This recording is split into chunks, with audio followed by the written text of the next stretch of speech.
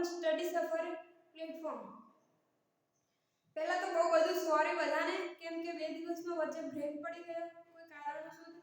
Break આમ તો રજા નથી મૂકી, પરંતુ કારણોસર રજા મૂકી મતલબ કે બ્રેક પાડવો પડ્યો, એના માટે બહુ બધું સોરી. તમે લોકો વેઇટ કરતા હશો, પરંતુ હવે કન્ડિશનો જેવી હતી, સિચ્યુએશન કે રજા પાડવી પડી. તો આજના લેક્ચરની અંદર આપણે જોવાનું છે ડી વિભાગના તત્વોના ઓક્સાઇડ અને હેલાઇડ. અગાઉના લેક્ચરની અંદર આપણે ડી વિભાગના તત્વોના મોટા ભાગની ઇન્ફોર્મેશન આપણે મેળવી ચૂક્યા છીએ. એની અંદર આપણે એના પ્રસ્તાવના, એના ગુણધર્મો જોઈ ગયા. એની અંદર આપણે KMnO4, K2Cr2O7 એટલે કે પોટેશિયમ પરમેંગેનેટ અને પોટેશિયમ ડાયક્રોમેટ વિશેની માહિતી પણ મેળવી ચૂક્યા. આજના લેક્ચરની અંદર આપણે જોવાનું છે ડી વિભાગના તત્વોના ઓક્સાઇડ અને તેના હેલાઇડ. તો ચલો સ્ટાર્ટ કરીએ. તમે બધા બુક જેને પણ અહીંયા જે લેક્ચર કમ્પલસરી ભરે છે રેગ્યુલર, અને જે અત્યારે લેક્ચર જોઈ રહ્યા છે એમને કમ્પલસરી નોટબુકની અંદર લખવાનું છે. કેમ કે જ્યારે આપણે કોઈ ચીજને જોઈએ છીએ અને લખીએ છીએ બહુ બધો ફરક છે. જ્યારે આપણે લખીને તૈયાર કરીએ છીએ ત્યારે આપણને ઈઝીલી યાદ રહે છે. તો અહીંયા સાથે સાથે તમારું મટીરીયલ પણ બની જશે અને તમારે લખાઈ પણ જશે અને તમને યાદ પણ રહી જશે. માટે બધાએ કમ્પલસરી લખવાનું છે. જો તમને કોઈ ક્વેશ્ચન છે તો તમે કોમેન્ટ સેક્શનની અંદર ક્વેશ્ચન પૂછી શકો છો. ચલો સ્ટાર્ટ કરીએ. ડી વિભાગના તત્વોના ઓક્સાઇડ અને હેલાઇડ છે. હવે ડી વિભાગના તત્વોના આપણે ફર્સ્ટ જોઈશું એના ઓક્સાઇડ સંયોજનો, એન્ડ ધેન આપણે જોઈશું એના હેલાઇડ સંયોજનો. માર્કર હજી તો લેક્ચરની શરૂઆતની અંદર થાકી ગઈ છે એવું થોડું ચાલે. માર્કરને આપણે હવે થોડી એક્ટિવ કરવી પડશે. માર્કર પણ 2 દિવસ બ્રેક લીધો છે એટલે એ પણ ઇનએક્ટિવ થઈ ગઈ છે. ઓકે, ચલો સ્ટાર્ટ કરીએ. ફર્સ્ટ આપણે જોવાનું છે ડી વિભાગના તત્વોના ઓક્સાઇડ. ડી વિભાગની જે ધાતુ તત્વો, આપણને બધાને ખ્યાલ છે કે ડી વિભાગની અંદર બધા જ શું છે? ધાતુ તત્વો છે. તો ડી વિભાગની જે ધાતુઓ છે એ હવામાનના ભેજ સાથે રિએક્ટ ટુ મોઇસ્ચર. મોઇસ્ચર મતલબ શું છે? હવામાનનો ભેજ. તો ડી વિભાગની મોટા ભાગની ધાતુ હવામાનના ભેજ સાથે પ્રક્રિયા કરી અને શું આપે છે આપણને? એના ઓક્સાઇડ આપે છે. હવા સાથે, વાતાવરણના હવામાનના ભેજ સાથે પ્રક્રિયા કરી અને ઓક્સાઇડ આપે છે. જેમ કે એક્ઝામ્પલ આપણે લઈએ તો ક્રોમિયમ, આયર્ન, મેગ્નીઝ, આયર્ન, કોબાલ્ટ, આ બધા શું કરે છે? હવાના ભેજ અથવા હવા સાથે, વાતાવરણમાંની હવા સાથે શું કરે છે? રિએક્શન કરે છે અને અહીંયા આપણને એના ઓક્સાઇડ આપે છે. ઓક્સાઇડ અથવા એના અનુવર્તી ઓક્સાઇડ પણ તમે કહી શકો. ઓર અનુવર્તી ઓક્સાઇડ. તો મોટા ભાગની ડી વિભાગની જે ધાતુઓ છે એ શું કરે છે? હવામાનના ઓક્સિજન સાથે રિએક્શન કરે છે અને આપણને આપે છે એના ઓક્સાઇડ સંયોજનો આપે છે. એક્ઝામની અંદર ક્વેશ્ચન પૂછાતો હોય છે.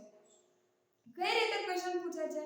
ઘણીવાર પૂછાઈ ચૂકેલો છે કે સપોઝ Fe ની વાત કરીએ તો Fe છે એ સાંદ્ર એસિડ, પ્રબળ એસિડ સાથે પ્રક્રિયા કરે છે એટલે અમુક સમય પછી એની પ્રક્રિયા આપોઆપ બંધ થઈ જાય છે.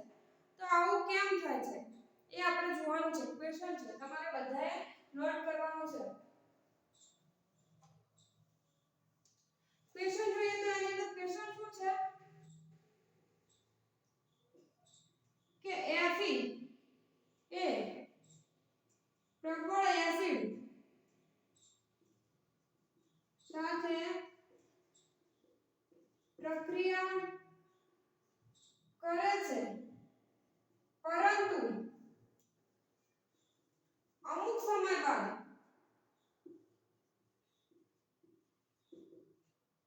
બાદ પ્રક્રિયા આપમેળે બંધ થઈ જાય છે.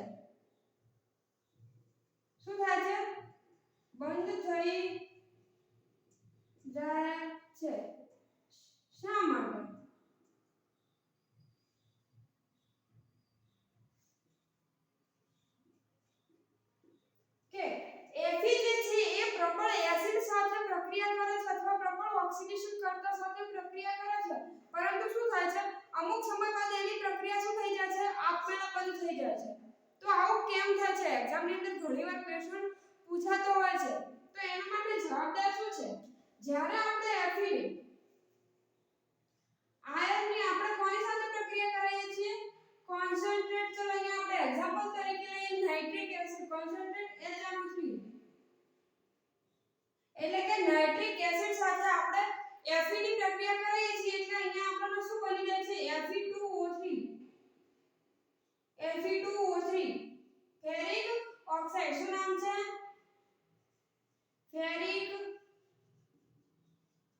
ઓક્સાઇડ ફેરિક ઓક્સાઇડ બની જાય છે હવે આ જે ફેરિક ઓક્સાઇડ છે એ શું કરે છે Fe સપોઝ Fe છે એ શું છે મેટલ છે તો મતલબ એ ઘન અવસ્થાની અંદર હશે હવે અહીંયા જે Fe છે એ સપોઝ આ Fe નો કોઈ ટુકડો લીધો છે આપણે એનો બ્લોક અહીંયા આપણી Fe ધાતુ છે જ્યારે એ પ્રબળ એસિડ સાથે આપણે એને પ્રબળ એસિડ ની અંદર નાખીએ છીએ એટલે શું થાય છે શરૂઆતની અંદર તો એ પ્રક્રિયા કરશે કઈ રીતે અહીંયા Fe છે એ કોન્સન્ટ્રેટ HNO3 ની એક્ઝામ્પલ ની અંદર આપણે લીધું તો એની અંદર જ્યારે આપણે ઉમેરીએ છીએ એટલે પ્રક્રિયા થશે એટલે શું બની જશે ફેરિક ઓક્સાઇડ બની જશે હવે આ જે ફેરિક ઓક્સાઇડ છે એ શું કરે છે અહીંયા સપોઝ આ Fe છે તો એની અંદર એની ઉપર ફેરિક ઓક્સાઇડ ને શું કરી દે છે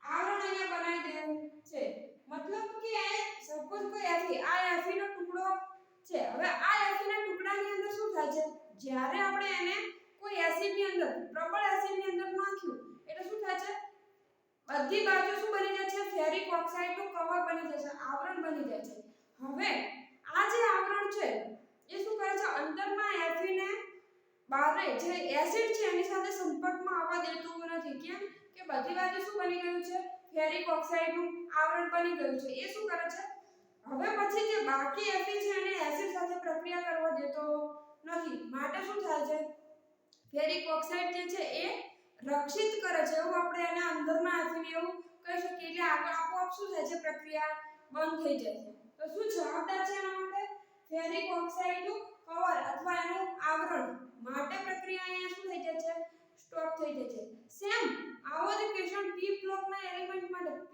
બ્લોક એલિમેન્ટ ની અંદર એલ્યુમિનિયમ માટે આપણે જોતા હતા એની અંદર પણ ક્વેશ્ચન આવતો તો સેમ આવો જ પણ અહીંયા શું હતો ક્વેશ્ચન અહીંયા એલ્યુમિનિયમ ને ધ્યાનમાં રાખીએ જ્યારે એલ્યુમિનિયમ છે એની પ્રક્રિયા કોની સાથે કરવામાં આવે છે પ્રબળ ઓક્સિડેશન કરતા સાથે કરીએ પ્રબળ ઓક્સિડેશન કરતા તારી ક્વેશ્ચન લખું છું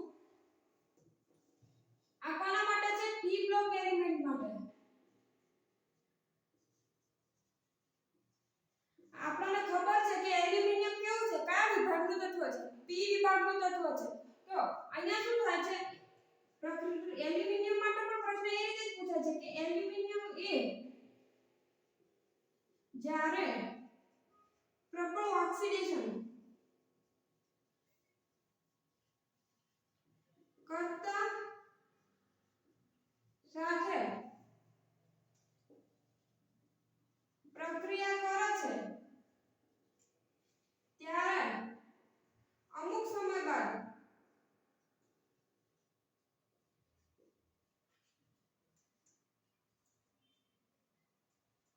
પ્રક્રિયા શું થાય છે આપમેળે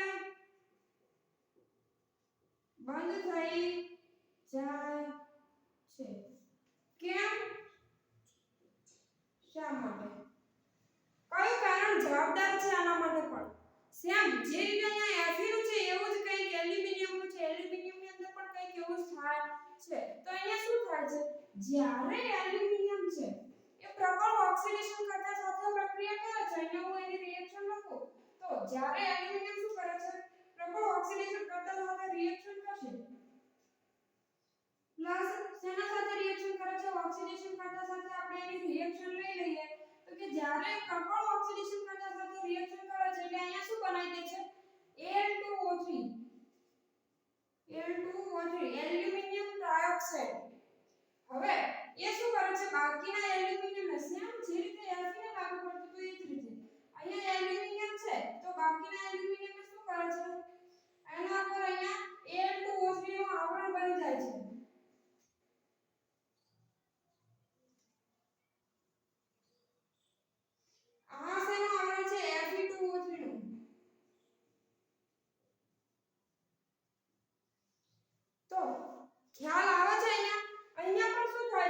એલ્યુમિનિયમ છે એ કોઈ ટુકડો છે એલ્યુમિનિયમ ધાતુ નહીં, એના ઉપર જ્યારે આપણે એને પ્રબળ ઓક્સિડેશન કરતા સાથે એની પ્રક્રિયા કરાવીએ છીએ એટલે શરૂઆતની અંદર પ્રક્રિયા થશે અને શું બનશે એલ્યુમિનિયમ ટ્રાયોક્સાઇડ એનું આવરણ બની જશે આખા એલ્યુમિનિયમ. અહીંયા એલ્યુમિનિયમ છે તો એલ્યુમિનિયમના બધી ચારે બાજુ શું થઈ જશે Al2O3 નું આવરણ બની જશે. હવે એ અંદર જે એલ્યુમિનિયમ રહેલો છે એની પ્રક્રિયા ઓક્સિડેશન કરતા સાથે થવા દેશે નહીં, એટલે શું થશે પ્રક્રિયા અમુક સમય પછી આપોઆપ બંધ થઈ જાય છે.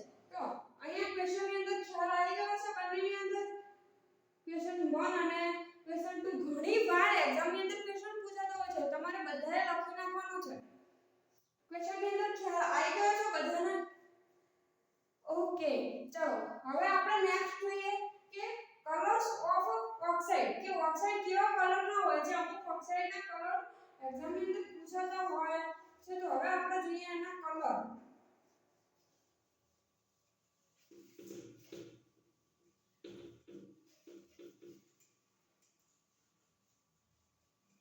એક્ઝામ નજીક આવી રહી છે તો બધાએ રીડિંગ જેણે પણ હજી સિરિયસ નથી થયા, જે વાંચતા નથી એ રીડિંગ સ્ટાર્ટ કરી દે, કેમ કે હવે ક્યારે એક્ઝામ આવીને ઊભી રહેશે કોઈને ખ્યાલ પણ નહીં આવે.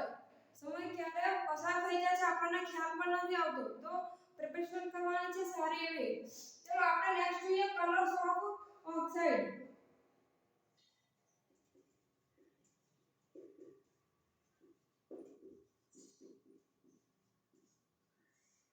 અમુક ઓક્સાઇડ, બધા ઓક્સાઇડના કલર આપણે યાદ રાખતા નથી, પરંતુ અમુક ઓક્સાઇડના કલર આપણે યાદ રાખવાના છે કે જે એક્ઝામની અંદર પૂછાય એવા છે. તો ફર્સ્ટ ઓફ આપણે જોઈએ Fe2O3. Fe2O3 હાલ જ આપણે ક્વેશ્ચન જોઈ ગયા તો એનો કલર શું છે ફેરિક ઓક્સાઇડ. શું નામ છે ફેરિક ઓક્સાઇડ. નેક્સ્ટ આપણે જોઈએ Cr2O3 ક્રોમિયમ ટ્રાયોક્સાઇડ. નેક્સ્ટ જોઈએ CO2O3. હવે અહીંયા ત્રણે ત્રણના કલર આપણે લખવાના છે. તો ફેરિક ઓક્સાઇડ આપણે જે છે એ કેવા કલરનો છે ગ્રીન કલરનો, સોરી રેડ બ્રાઉન કલરનો છે. Red brown.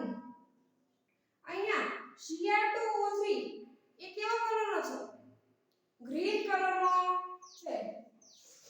કેવા કલરનો છે ગ્રીન કલરનો છે.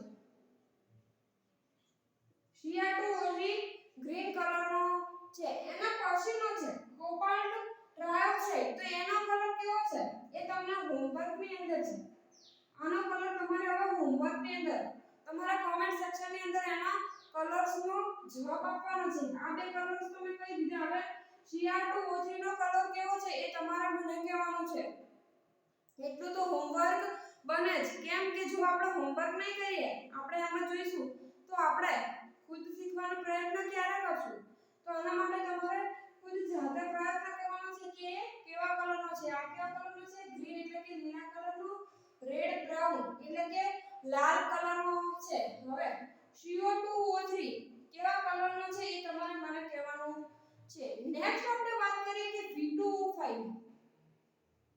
V2O5 શું નામ છે વેનેડિયમ પેન્ટોક્સાઇડ. તો એ ઉભય ગુણધર્મ ધરાવે છે. ઉભય ગુણધર્મી છે. કેવો છે ઉભય ગુણધર્મી છે. કઈ રીતે આપણે કોને કહીએ છીએ ઉભય ગુણધર્મી? ઉભય ગુણધર્મી આપણે કોને કહીએ? આપણે ઇક્વિલિબ્રિયમ સંતુલનની અંદર આપણે ભણી ગયા છીએ કે વોટર છે પછી અમુક એનાયન છે શું કરે છે ઉભય ગુણધર્મી એમ્ફોટેરિક તરીકે બિહેવ કરે છે. કઈ રીતે? તો કે જે એસિડિક નેચર પણ શો કરી શકે અને બેઝિક નેચર પણ શો કરી શકે. એસિડ સાથે પ્રક્રિયા કરી શકે અને બેઝિક બેઝ સાથે પણ પ્રક્રિયા કરી શકે. તો એને આપણે શું કહીએ છીએ? એને આપણે ઉભય ગુણધર્મી કહીએ છીએ. કોને કહીએ છીએ ઉભય ગુણધર્મી?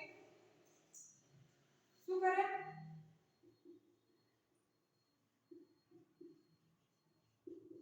એસિડિક અને બેઝિક બંને શું કરે છે બંને તરીકે બિહેવ કરે છે. બંને નેચર શું કરે અથવા તો બંને તરીકે એટલે કે એસિડ તરીકે પણ બિહેવ કરે છે અને બેઝ તરીકે પણ બિહેવ કરી શકે છે.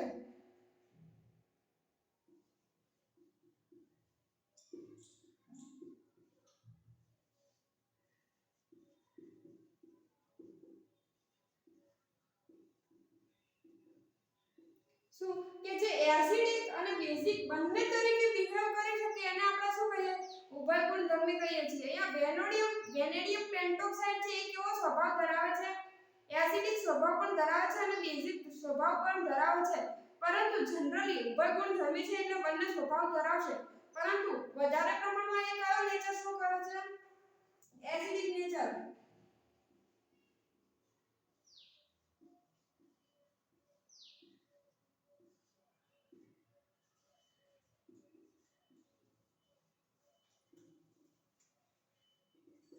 બેઝિક એટલે કે એસિડિક વેનેડિયમ પેન્ટોક્સાઇડ છે એ વધારે પ્રમાણમાં જોવા મળે મતલબ એ એસિડિક નેચર વધારે બિહેવ કરે છે in compare to basic nature હવે આપણને બધાને ખબર છે અહીંયા આપણને બધાને ખ્યાલ છે કે શું થાય છે વેનેડિયમ પેન્ટોક્સાઇડ આપણને આવર્ત કોષ્ટકની અંદર આપણે જોઈએ વેનેડિયમ પેન્ટોક્સાઇડ વેનેડિયમ ક્યાં આવે છે આવર્ત કોષ્ટકની અંદર મધ્યની અંદર આવે છે જ્યારે આપણે આવર્ત કોષ્ટકની વાત કરીએ છીએ ત્યારે એની અંદર ડાબી બાજુથી જમણી બાજુ ડાબીથી જમણી બાજુ જઈએ છીએ શેની અંદર આવર્ત કોષ્ટકમાં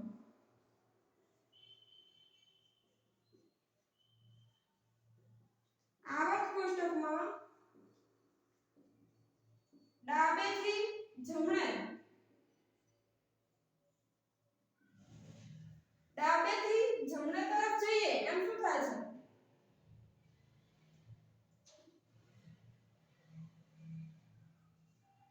ડાબી બાજુથી જમણી બાજુ તરફ જઈએ એમ શું થાય છે એસિડિક નેચર ઓફ ઓક્સાઇડ ઓક્સાઇડનું એસિડિક નેચર કેવું થાય છે વધે છે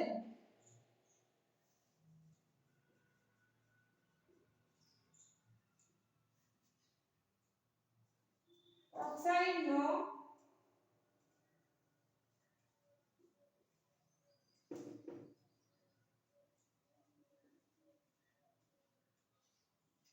શું થાય છે વધે છે આવર્ત કોષ્ટકની અંદર આપણને બધાને ખબર છે કે આવર્ત કોષ્ટકમાં ડાબેથી જમણી બાજુ જઈએ એમ ઓક્સાઇડનો એસિડિક સ્વભાવ કેવો થાય છે વધે છે હવે વેનેડિયમ પેન્ટોક્સાઇડ છે એ આવર્ત કોષ્ટકની અંદર મધ્યની અંદર આવેલું છે તો એ શું કરે છે ઉભય ગુણધર્મી છે એસિડિક સ્વભાવ પણ ધરાવી શકે છે અને બેઝિક સ્વભાવ પણ ધરાવે છે પરંતુ મોટા ભાગે એ એસિડિક નેચર શું કરે છે એસિડિક સ્વભાવ ધરાવે છે આગળ આપણે જોઈએ કે ઓક્સાઇડ ઓફ મેંગેનીઝ મેંગેનીઝના ઓક્સાઇડ આપણે જોઈએ આ ક્વેશ્ચન તમારે મને આન્સર કરવાનો છે કોમેન્ટ સેક્શનની અંદર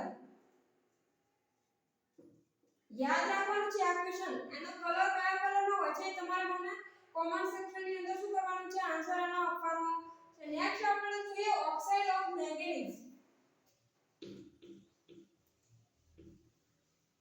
શું જોવાનું છે ઓક્સાઇડ ઓફ મેંગેનીઝ અહીંયા જે પણ આપણા માટે એક્ઝામની અંદર ઇમ્પોર્ટન્ટ છે એટલું જ આપણે જોઈએ છીએ એટલે વિડિયોના વચ્ચેથી છોડીને જવાનું નથી જો તમે બોર થાઓ છો ઘણા બધા સ્ટુડન્ટ એવા છે જે બોર થાય છે તો વચ્ચેથી લેક્ચર છોડી દે છે પણ એવું કરવાનું નથી કેમ કે આ બધું આપણને એક્ઝામ માટે ઇમ્પોર્ટન્ટ છે હવે મેંગેનીઝના ઓક્સાઇડ જોઈએ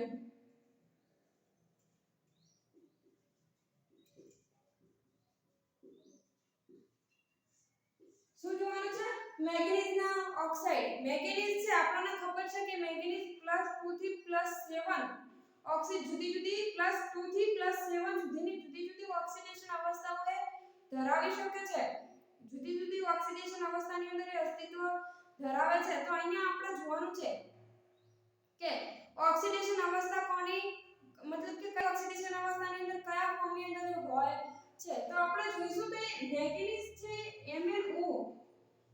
MnO મેંગેનીઝ ઓક્સાઇડ નેક્સ્ટ છે MnO2 મેંગેનીઝ ડાયોક્સાઇડ અને Mn2O7 ફોર્મની અંદર અસ્તિત્વ ધરાવે છે એના આટલા ઓક્સાઇડ શું છે અસ્તિત્વ ધરાવી શકે છે હવે અહીંયા તમે જોશો તો મેંગેનીઝની ઓક્સિડેશન અવસ્થા કેટલી છે +2 અહીંયા +4 અને અહીંયા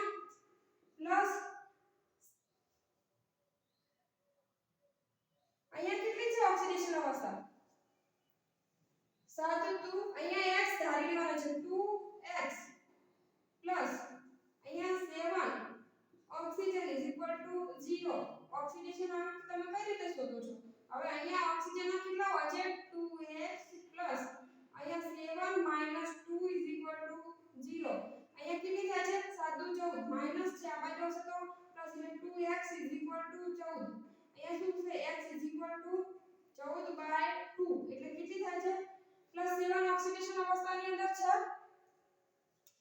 +7 ઓક્સિડેશન અવસ્થામાં છે કે પછી એની અંદર એક પેરોક્સાઇડ છે અહીંયા મેંગેનીઝની ઓક્સિડેશન અવસ્થા છે +7 તો અહીંયા તમે જોશો અહીંયા શું થાય છે આ સાનો મે ઓર્ડર લખ્યો છે આ જે ઓર્ડર લખ્યો છે ને સ્ટેબિલિટી અહીંયા કે મેંગેનીઝ ઓક્સાઇડ કરતા MnO2 છે મેંગેનીઝ ડાયોક્સાઇડ એ વધારે સ્ટેબલ છે વધારે સ્થાયી છે એના કરતા આ ઓક્સાઇડ વધારે સ્થાયી છે તો અહીંયા આપણે જોવાનું છે એ કઈ રીતે આપણે લખ્યું એનો ઓર્ડર તો કે જેમ ઓક્સિડેશન અવસ્થા વધે છે ઓક્સિડેશન આંખની અંદર વધારો થાય છે એમ શું થાય છે એની સ્થાયીતા પણ શું થાય છે વધે છે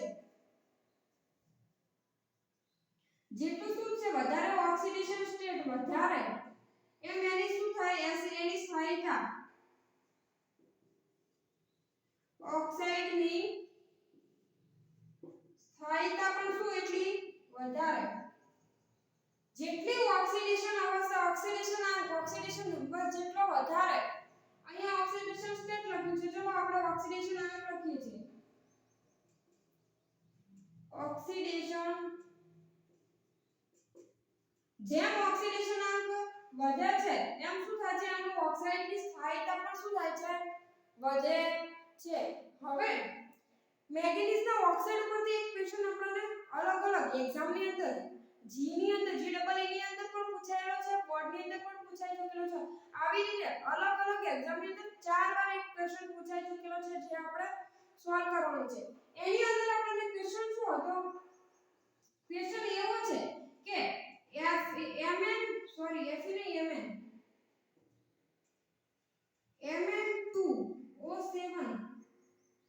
Mn2O7 છે એ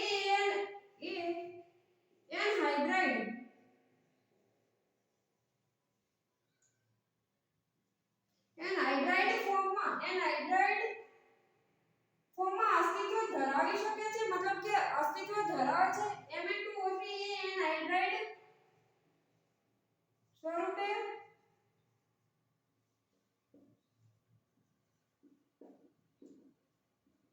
અને જો ધરાવે છે તો એ કયા એસિડનો એનહાઇડ્રેટ છે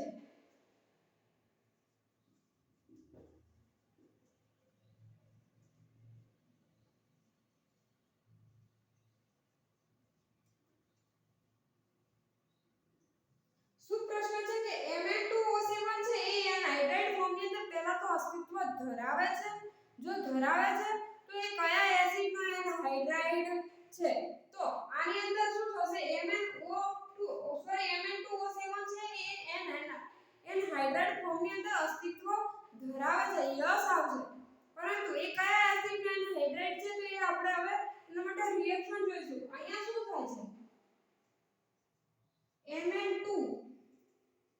છે Mn2O7 હા Mn2O7 છે એની આપણે રિએક્શન કરવાની છે H2O સાથે હવે જ્યારે આપણે અહીં H2O સાથે રિએક્શન કરીએ છીએ એટલે આપણને અહીંયા શું મળશે H2 મેંગેનીઝ કેટલા છે MnO મેંગેનીઝ કેટલા છે Mn2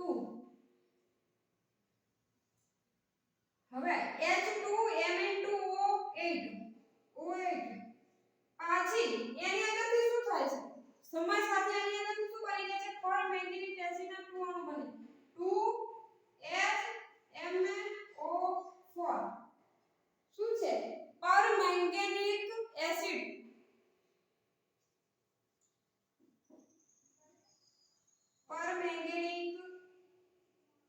છે આપણો શું છે પર મેંગેનિક એસિડ હવે અહીંયા આપણને આ ક્વેશ્ચન એક્ઝામની અંદર કેટલી વાર પૂછાઈ ચૂકેલો છે 4 વાર અલગ રીતે એટલે કે અલગ એક્ઝામની અંદર 4 વાર આ ક્વેશ્ચન પૂછાઈ ચૂકેલો છે એટલે આ ક્વેશ્ચન આપણા માટે કેવો છે આઈએમપી ક્વેશ્ચન છે જે આપણે નોટ કરી નાખવાનો છે ક્વેશ્ચન શું છે બધાને પૂછવામાં આવે છે Mn2O7 એનહાઇડ્રાઇડ સ્વરૂપે અસ્તિત્વ ધરાવે છે તો કે હા જો ધરાવે છે ને કયા એસિડ નો એનહાઇડ્રાઇડ છે અહીંયા જવાબ શું આપશે અસ્તિત્વ ધરાવે છે અને કયા એસિડ નો એનહાઇડ્રાઇડ છે તો અહીંયા પરમેંગેનિક એસિડ નો એનહાઇડ્રાઇડ છે આપણે ક્વેશ્ચન બધા કોમેન્ટ સેક્શન ની અંદર લખવાનો છે કેમ કે આપણે એક ક્વેશ્ચન ને યાદ રાખવાનો છે લખાઈ ગયો સ્ક્રીનશોટ લઈ લે બધા જેનો નથી લખાયું વિડિયો પોઝ કરીને લખી નાખે યા તો પછી સ્ક્રીનશોટ લઈ લે સ્ક્રીનશોટ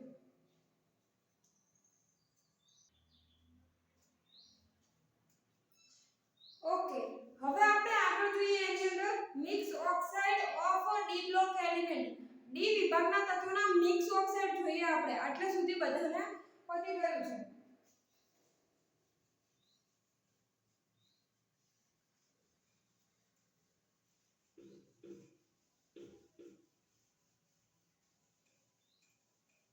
શું જોવાનું છે હવે આપણે mix oxide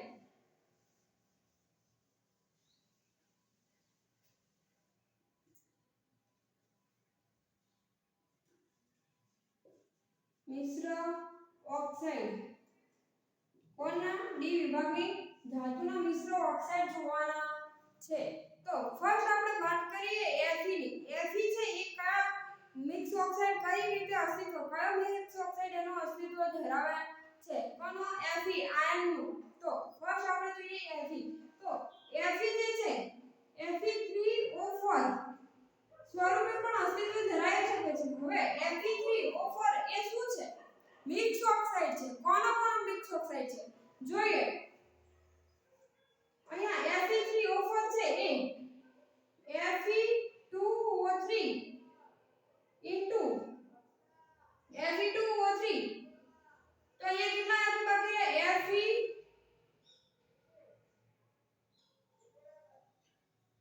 FeO into Fe2O3 અથવા તમે આને આ રીતે પણ લખી શકો ફર્સ્ટ તમે FeO લખો FeO into Fe2O3 FeO dot Fe2O3 અને આપણે આના માટે એક નેમ બનાવી દેવાનું FeO ડોટ Fe2O3 તો અહીંયા Fe2O4 એક કઈ રીતે અસ્તિત્વ એ શું છે મિશ્ર ઓક્સાઇડ છે શું છે મિશ્ર ઓક્સાઇડ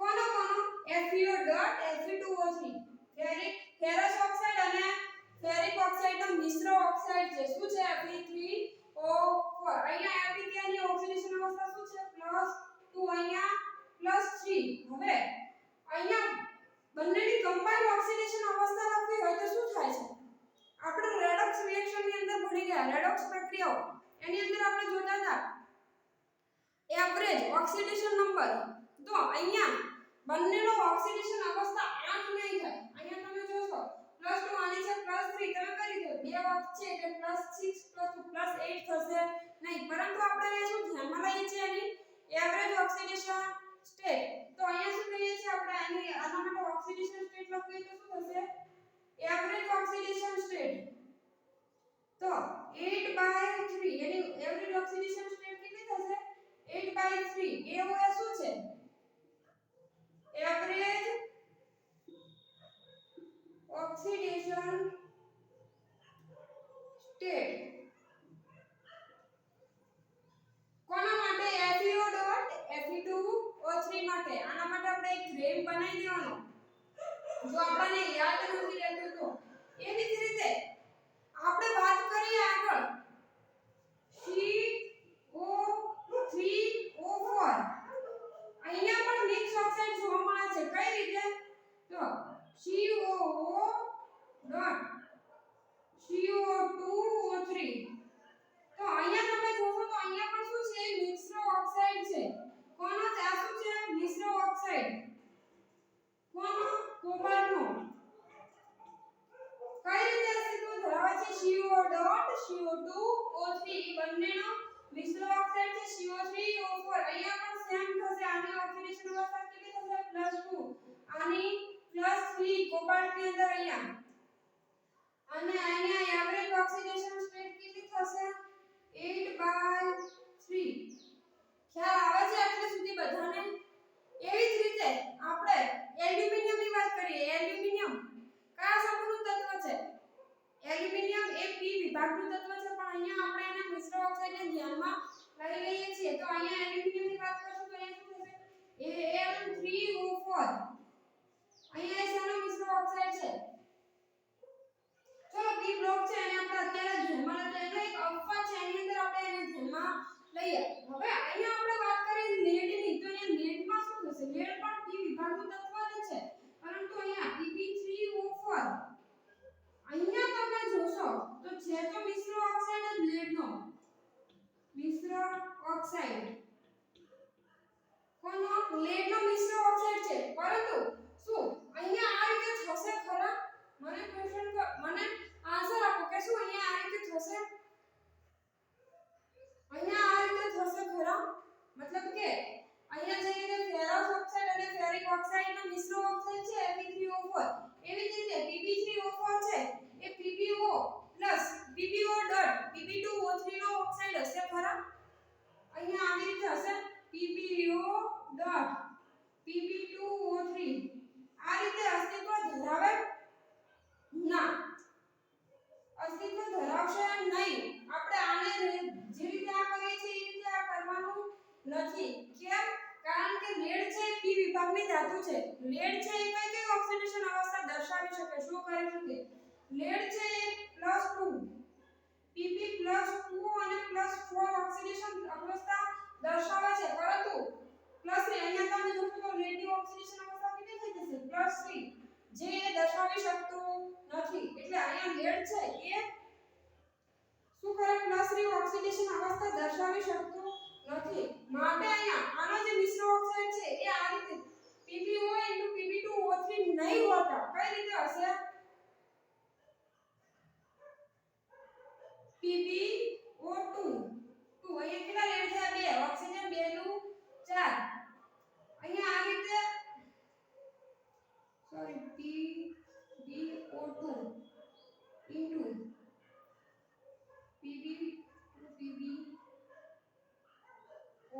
ઓકે मतलब કે અહીંયા 2 PbO PbO2 આ રીતે અસ્તિત્વ ધરાવે છે આવી રીતે અસ્તિત્વ ન ધરાવતા અહીંયા કઈ રીતે હશે લેડ અહીંયા તમે જોશો તો કેટલા છે 2 અને 3 લેડ એક ઓક્સિજન 2 અને 2 4 એટલે અહીંયા શું થશે લેડનો જે મિશ્ર ઓક્સાઇડ છે એ કોનો કમ્બાઈન છે PbO PbO ડોટ PbO2 નો લેડ હશે લેડ ડાયોક્સાઇડ નો મિશ્ર ઓક્સાઇડ છે Pb3O4 અહીંયા એક્ઝામની અંદર ક્વેશ્ચન પૂછાય છે તો આ આપણે ખાસ યાદ રાખવાનું છે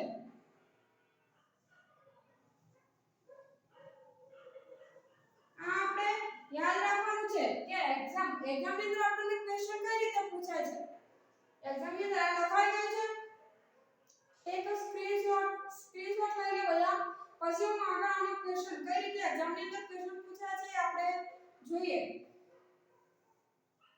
હવે આઈ હોપ લખાઈ ગયું છે તમને બધાને અહીંયા આપણે જોઈશું તો અહીંયા શું થાય છે અહીંયા ક્વેશ્ચન પૂછવાનો કઈ રીતે એક્ઝામની અંદર ક્વેશ્ચન કઈ રીતે પૂછાય છે ક્વેશ્ચન એવો પૂછાય છે કે Pb3 ક્વેશ્ચન પૂછે આપણો Pb3O4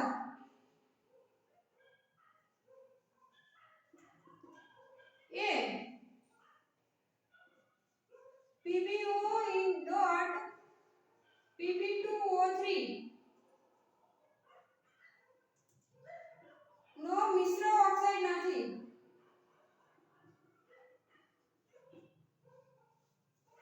નથી શા માટે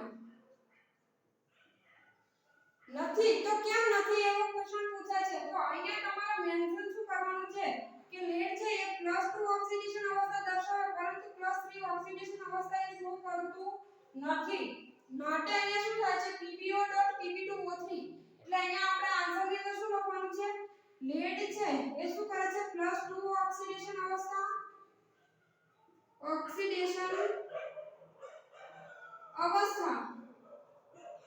દર્શાવે છે પરંતુ એ +3 ઓક્સિડેશન અવસ્થા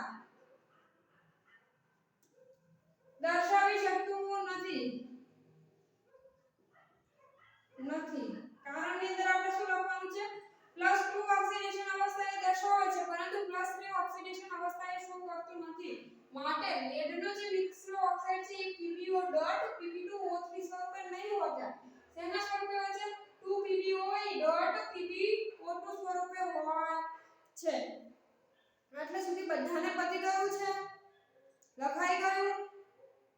લખી લો. જેને બાકી છે એ લખી લે. ઓકે, નેક્સ્ટ આપણે જોઈએ કે આપણને જે Fe છે FeCl3 ફેરિક ક્લોરાઇડ એના ક્વેશ્ચન એક્ઝામ ની અંદર પૂછાયેલો છે. એક ક્વેશ્ચન જોઈ લઈએ.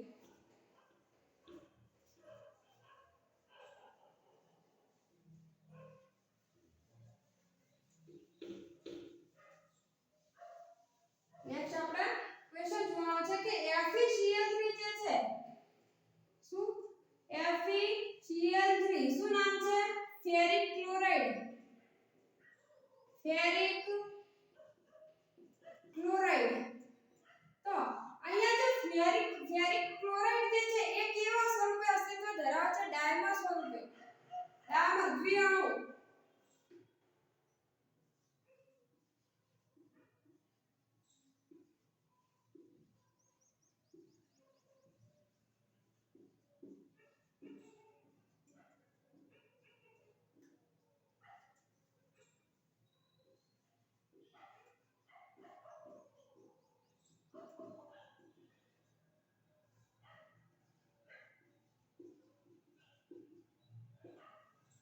FeCl3 ફેરિક ક્લોરાઇડ છે એ શું કરે છે?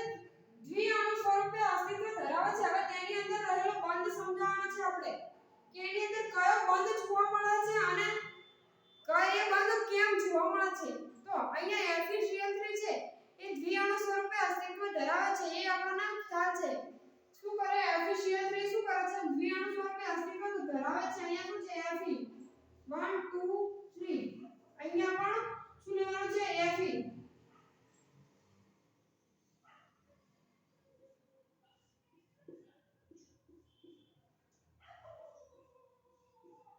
હવે અહીંયા શું બનાવે છે? બંધ બનાવે છે.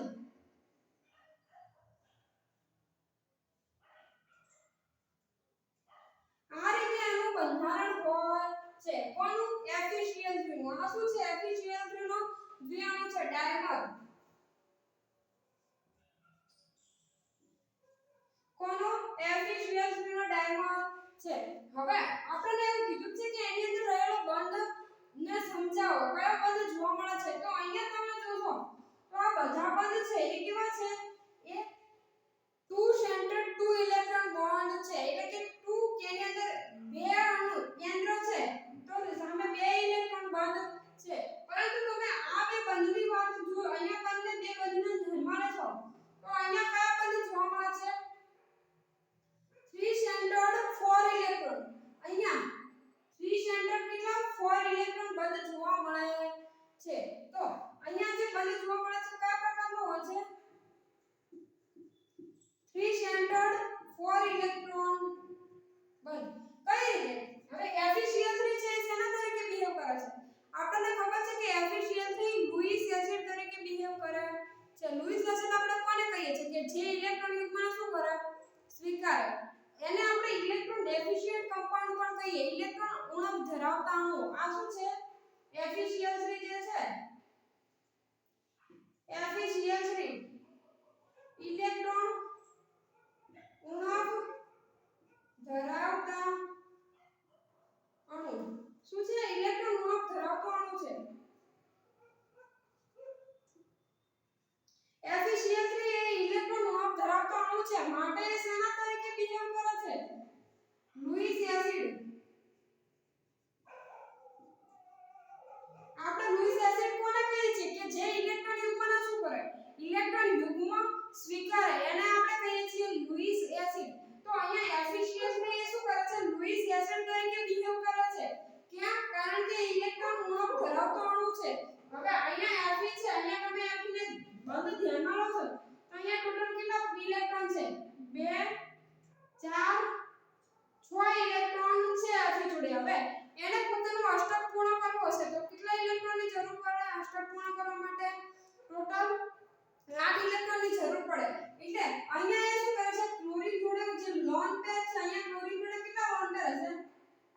બે ચાર એટલે કે બે અયુગ્મિક ઇલેક્ટ્રોન સોરી અબંધકારક ઇલેક્ટ્રોન અબંધકારક જે બંધ બનાવવામાં ભાગ લેતા નથી અહીંયા ક્લોરીન છે અને એક ઇલેક્ટ્રોનનો Fe સાથે બંધ બનાવવાની અંદર ઉપયોગ કર્યો હવે બાકીના એની જોડે આમ જોઈએ તો કેટલા હોત ત્રણ અબંધકારક ટોટલ કેટલા છે એની જોડે 7 છે ઇલેક્ટ્રોન હવે ત્રણ અબંધકારક ઇલેક્ટ્રોન યુગ્મ ઇલેક્ટ્રોન કહીએ તો કેટલા 6 હોય છે એ ત્રણમાંથી એક ઇલેક્ટ્રોન યુગ્મ એને શું કરે છે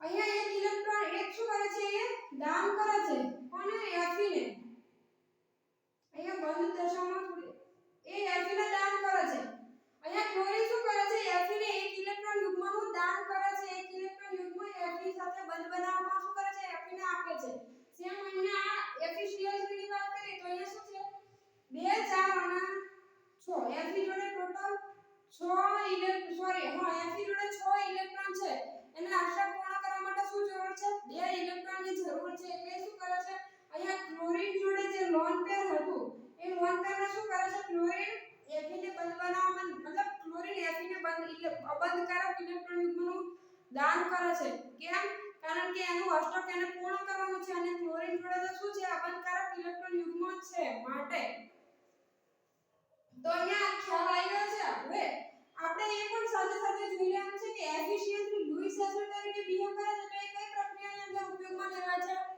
આપણને એની ઇન્ફોર્મેશન પણ ખ્યાલ હોવી જોઈએ તો FeCl3 છે એ ફ્રીડલક્રાફ્ટ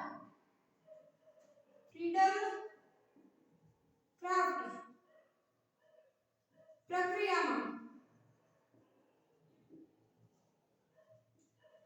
ઉદ્દીપક તરીકે ઉપયોગી છે શેની અંદર ઉપયોગી છે ફ્રીડલક્રાફ્ટ આલ્કાઇલેશન અને એસાઇલેશન રિએક્શન આપણે જોઈએ છે એની અંદર આપણને FeCl3 નો આપણે ઉદ્દીપક તરીકે ઉપયોગ કરીએ છીએ હવે FeCl3 માટે આ યાદ રાખવાના છે આપણે પોઈન્ટ કે એક તો ફર્સ્ટ આપણે અહીંયા જે દ્વિઅણુ સ્વરૂપે અસ્તિત્વ ધરાવે છે તો તેની અંદર આપણે શું કરવાનું હતું એની અંદર એનો બંધ સમજાવવાનો હતો તો અહીંયા કયા બંધ જોવા મળે છે 304 ઇલેક્ટ્રોન બંધ કેમ 2 Fe અને 1 ક્લોરીન ત્રણ કેન્દ્ર છે અને ઇલેક્ટ્રોન કેટલા છે 2 અને 2 4 304 ઇલેક્ટ્રોન બંધ જોવા મળે છે FeCl3 છે એ ઇલેક્ટ્રોન મોનોક ધરાવતો અણુ છે માટે શેના તરીકે બિહેવ કરે છે લुईस એસિડ તરીકે બિહેવ કરે છે પ્લસ એ શું છે કઈ રિએક્શનની અંદર ઉપયોગી છે તો ફ્રીડલક્રાફ્ટ પ્રક્રિયાની અંદર ઉપયોગમાં લેવાય છે હવે અહીંયા આપણો ઓક્સાઇડ ડી વિભાગના વિભાગની જે ધાતુઓ છે એના ઓક્સાઇડ વિશેની માહિતી અહીંયા પૂર્ણ થાય છે હવે આપણે જોવાના છે એના હેલાઇડ સંયોજનો બહુ નાનો જ પોઈન્ટ છે મને ખ્યાલ છે આમ બધા બોર થઈ ગયા છો પણ હવે એક નાનો 5-10 મિનિટનો પોઈન્ટ છે તો આપણે એટલો ટાઈમ હવે ખુદને કંટ્રોલ કરવાનો છે બીજું અહીંયા એક છે કે જે રીતે FeCl3 છે એ રીતે AlCl3 પણ કેવા સ્વરૂપે અસ્તિત્વ ધરાવે છે ડાયમર સ્વરૂપે અને એ પણ કઈ જગ્યાએ ઉપયોગી છે સેમ જે FeCl3 ને લાગુ પડે છે એ બધું AlCl3 ને લાગુ પડે છે AlCl3 થી કયા વિભાગનો તત્વ છે P વિભાગ પણ આપણે આપણા નોલેજ માટે આ પણ આપણે સાથે યાદ રાખવાનું છે નેક્સ્ટ આપણે જોઈએ ડી વિભાગની ધાતુઓના હેલાઇડ આમ જોઈએ તો આપણે આગળ જોઈ ગયા છીએ એના હેલાઇડ પરંતુ તો પણ અત્યારે એકવાર રિવાઇઝ કરી લઈએ હવે આપણે ડી વિભાગની બધી ધાતુઓના હેલાઇડ લેવાના જોવાના નથી આપણે માત્ર ને માત્ર એની 3D શ્રેણી છે 3D સિરીઝ સ્કેન્ડિયમ થી ઝીંક સુધીના તત્વોના હેલાઇડ સંયોજનોને જોવાના છે ધ્યાનમાં લેવાના છે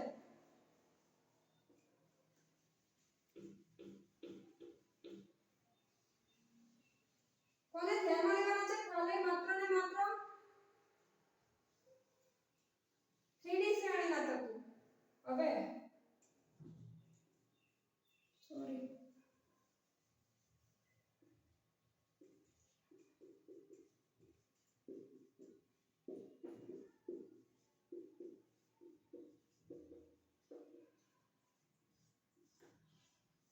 આપણે ખાસ કોને ધ્યાનમાં લેવાનું છે એના 3D શ્રેણીની અંદર એટલે 3D શ્રેણીની જે ધાતુઓ છે સ્કેન્ડિયમ થી કરીને ઝીંક સુધી તો એના હેલાઇડને જ માત્ર આપણે ધ્યાનમાં લેવાના છે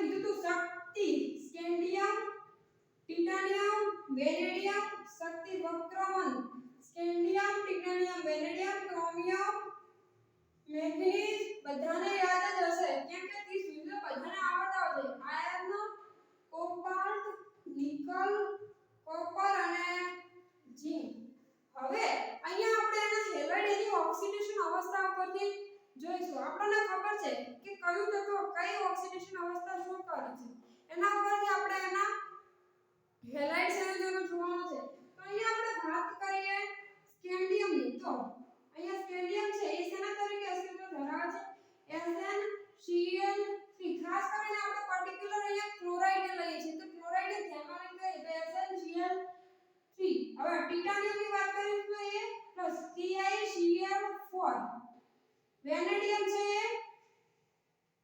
VCl5 વેનેડિયમ પેન્ટાક્લોરાઇડ સ્વરૂપે અસ્તિત્વ ધરાવે ક્રોમિયમ CrCl6 વાત કરીએ મેંગનીઝની તો MnCl2 સ્વરૂપે પણ અસ્તિત્વ ધરાવે છે અને MnCl3 સ્વરૂપે પણ અસ્તિત્વ ધરાવે છે સેમ FeCl2 FeCl3 કોબાલ્ટ વાત કરીએ COCl3 નિકલ 2 અહીંયા નિકલ તો NiCl2 કોપર CuCl સ્વરૂપે હોય છે અને CuCl2 સ્વરૂપે પણ હોય છે CuCl અને CuCl2 અને નેક્સ્ટ છે ZnCl2 તો આ છે એના હેલાઇડ અહીંયા આપણે જોવાનું છે કે અહીંયા FeCl3 MnCl3 FeCl3 અને CuCl2 એક કે ભાગ્યે જ જોવા મળે